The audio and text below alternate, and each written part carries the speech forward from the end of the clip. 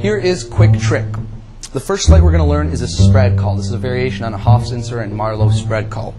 What it is a way to ribbon spread the cards in your hands, to spread them out and control a card to the bottom. So here's how we're going to do this. I'm going to turn a card face up for explanation purposes, the 5 of spades.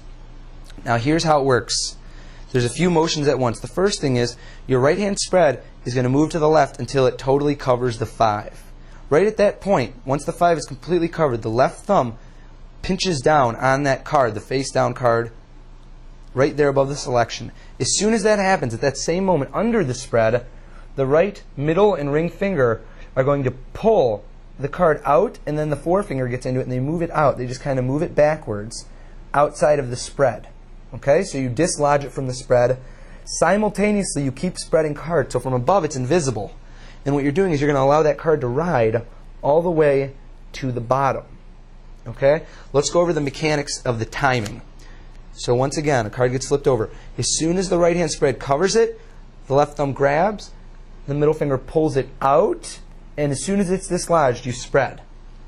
And what happens at the end is it gets worked right down to the bottom. So that's going to be the spread call. So let's pretend that this is the card that was selected, the 6 of diamonds. Gets covered, gets called out from underneath so you can see it, and then it gets put on the bottom. Now we're going to learn a variation on the J.K. Hartman popover move. What it looks like is that a card just pops right out, way far away from the deck. Now here's how that works.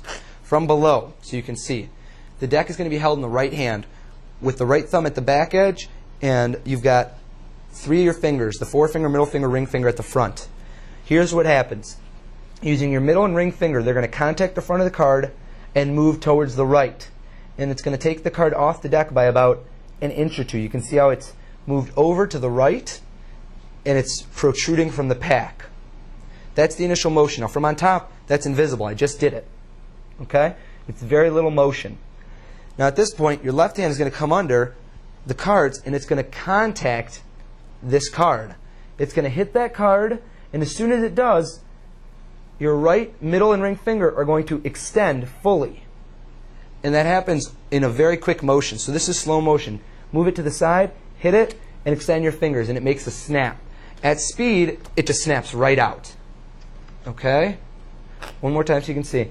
Move it over, your fingers contact it, and extend forward. And it should make a snap, and it should appear way outside of the deck. That